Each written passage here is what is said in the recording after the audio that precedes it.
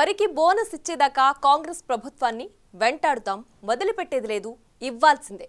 ఇలాంటి మాటలతో మాజీ సీఎం కేసీఆర్ మొన్నటి ఎలక్షన్ ప్రచారాల్లో హోరెత్తించారు. ఒక్కసారి ఫ్లాష్ బ్యాక్ వెళ్తే కథలుగా మ్యాటర్ తెరపైకొస్తుంది. 2020 నుంచి రైతులను కన్ఫ్యూజ్ చేసి ఒకసారి సన్నాలని, మరోసారి దొడ్డు రకాలని, ఇంకోసారి అసలు వరేస్తే ఉరే అని, ఇకపై కొనుగోలు కేంద్రాలు ఉండవని, ఇలాంటి మాటలు ఎన్నో చెప్పింది గత సర్కార్. ప్రస్తుత ప్రభుత్వం సన్నాల నుంచి బోనస్ మొదలు పెడతామంటే మాత్రం ఏదో జరిగిపోయిందన్నట్లుగా ప్రచారం చేస్తున్నారా? ఏది నిజం? ఓసారి డీకోడ్ చేద్దాం.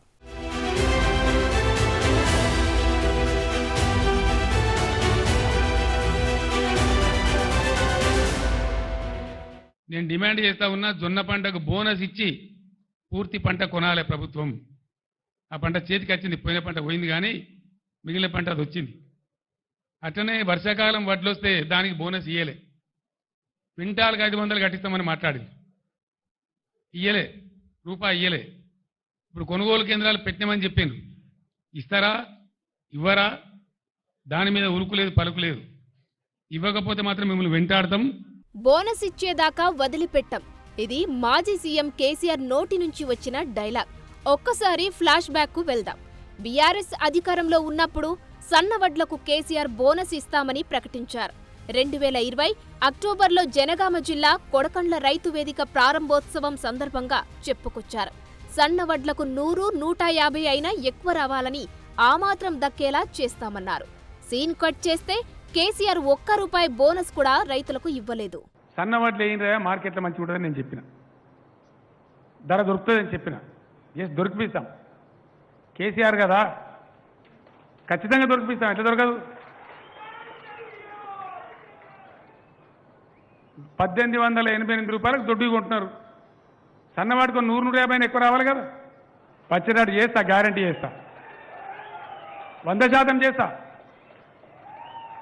దానికి అనుమానం అవసరం లేదు. ఒక దశలో తెలంగాణలో రా రైస్, బాయిల్డ్ రైస్ చుట్టూ తీవ్ర వాగ్వాదాలు నడిచాయి. నిజానికి బాయిల్డ్ రైస్ ను కేంద్రం తీసుకోవడం చాలా వరకు తగ్గించేసింది. డిమాండ్ తగ్గడంతో కొనుగోలుకు ముందుకు రావడం లేదు. దీని చుట్టూ ఒప్పుకున్నారని, సంతకాలు పెట్టారని, ఎఫ్సీఐ మెలికలు పెట్టిందని, ఇలా నాడు బీఆర్ఎస్, బీజేపీ మధ్య మాటల తూటాలు చాలా పేలాయి. కేంద్రం అస్సలు సహకరించడం లేదని నాడు కేసీఆర్ ఫైర్ అయ్యారు. అంతా కేసీఆర్ చేసిన తప్పే అని బీజేపీ కౌంటర్ ఇచ్చింది. సీన్ కట్ చేస్తే నాటి ప్రభుత్వం సన్న రకాలు సాగు చేయాలని రైతులకు పిలుపునిచ్చింది. 2021 వానాకాలంలో దొడ్డు రకాల సాగు పూర్తిగా తగ్గించి స్వల్పకాలిక వరి వంగడాలు సాగు చేయాలని సూచించింది. నియంత్రిత సాగు అన్నారు.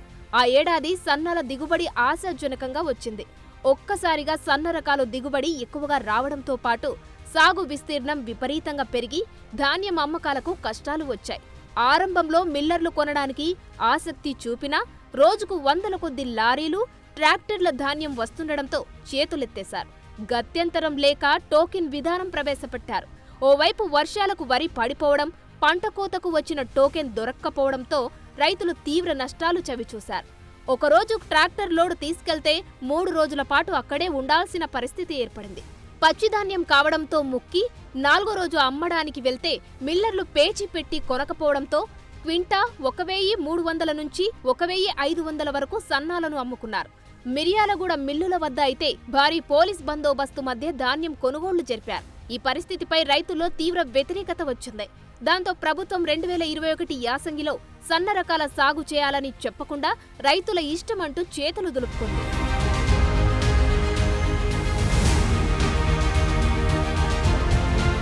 గతంలో దొడ్డు, సన్నాల చుట్టూ కథ చాలానే నడిచింది.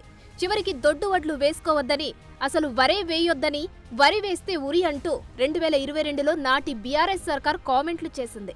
ఇప్పుడు అదే బీఆర్ఎస్ లీడర్లు వడ్ల బోనస్ విషయంలో రాష్ట్ర ప్రభుత్వాన్ని వదిలిపెట్టే ప్రసక్తే లేదని అంటున్నారు.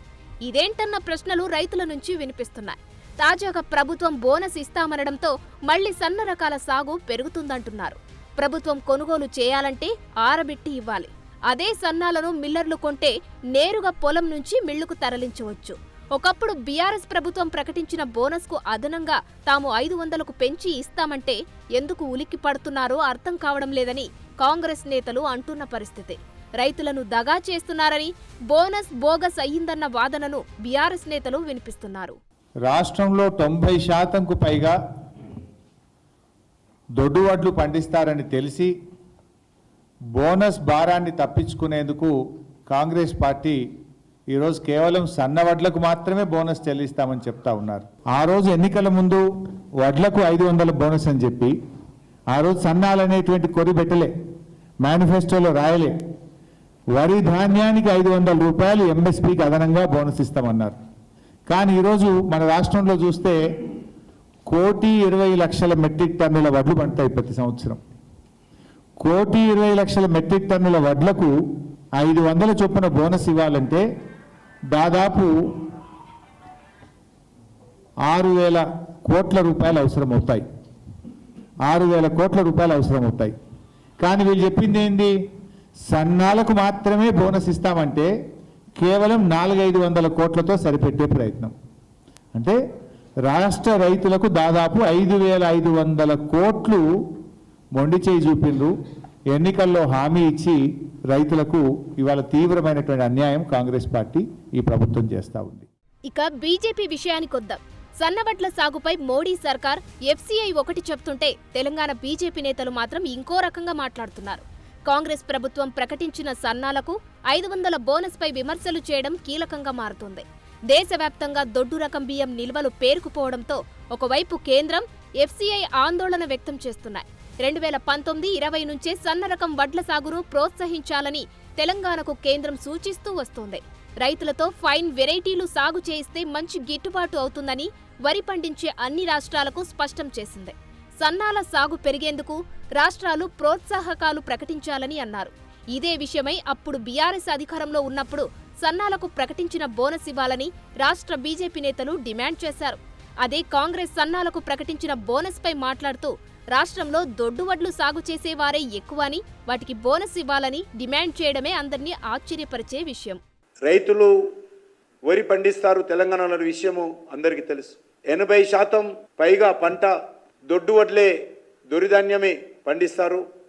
సన్నధాన్యం అనేటువంటిది చాలా తెలంగాణలో ఉత్పత్తి అవుతుంది. మరి ఈరోజు అధికారంలోకి వచ్చిన తర్వాత కాంగ్రెస్ పార్టీ ప్రభుత్వం మాట మార్చి మెజార్టీ రైతులకు చేయి గుర్తు కోటేసినందుకు చేయి ఇస్తుందని సందర్భంగా మనవి చేస్తున్నాను. ఇక ఇక్కడితో ఆగకుండా మరికొందరు బీజేపీ నేతలు మాత్రం ధాన్యం కొనుగోళ్లు, మిల్లర్ల విషయంలో పెద్ద స్కామ్లు జరిగాయని బయట పెడతామంటూ ఆరోపణలు చేస్తున్నారు. వీటికి పౌర సరఫరాల శాఖ కమిషనర్ క్లారిఫికేషన్ ఇచ్చారు.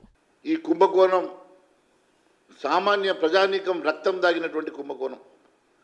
సామాన్య ప్రజానీకం ఎంతో కష్టపడి పండించినటువంటి రైతాంగం దగ్గర దోచుకున్నటువంటి ధాన్యం ఒకవైపు అయితే, మరోవైపు మీరు కొనుగోలు చేసి మీరు సీఎంఆర్ కింద ఇచ్చినటువంటి ధాన్యాన్ని బిల్డింగ్ చేసి మనకు రిటర్న్ ఇవ్వకుంటే ఆ కోట్ల రూపాయలకు ఈ ప్రభుత్వం వడ్డీ కడుతున్న మాట వాస్తవం కాదా? మరి మీ స్టాకు రైస్ మిల్లర్ దగ్గర ఉంటే ప్రభుత్వం ఎందుకు వడ్డీ కట్టాలి?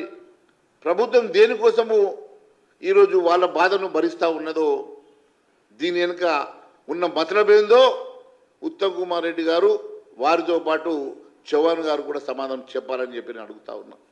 I can't comment on somebody's comment, but లాస్ట్లో అదే చెప్పాను దట్ అదే స్టేట్మెంట్ ఆఫ్ 1,30,00,000 కూడా ఉన్నది. సో అంటే ఒక వ్యక్తి మీద ప్రత్యేకంగా ఈ సమయంలో నేను కమెంట్ చేయము. It is totally falls. Commission this totally falls. ఇప్పుడు జరుగుతున్నటువంటి ప్రొక్యూర్మెంట్ దానికన్నా క్లీన్ ప్రొక్యూర్మెంట్ ఇప్పుడు జరగలేదు. సో ఓవరాల్ గా ఈ ధాన్యం కొనుగోళ్లు, సాగు, బోనస్ విషయాలపై అసలు మ్యాటర్ ఏంటంటే సన్నాల సాగుకు రైతులు అలవాటు పడి లాభాలు గడిస్తే ఏటా వాటి వైపే మొగ్గు చూపుతారన్న ఆలోచనతో ప్రస్తుత ప్రభుత్వం ఉంది. తక్కువ ధరకే సన్న బియ్యం అందివ్వాలంటే బోనస్ ముందుగా సన్న వడ్లకు అమలు చేయాలని డిసైడ్ అయ్యారు. అది మ్యాటర్.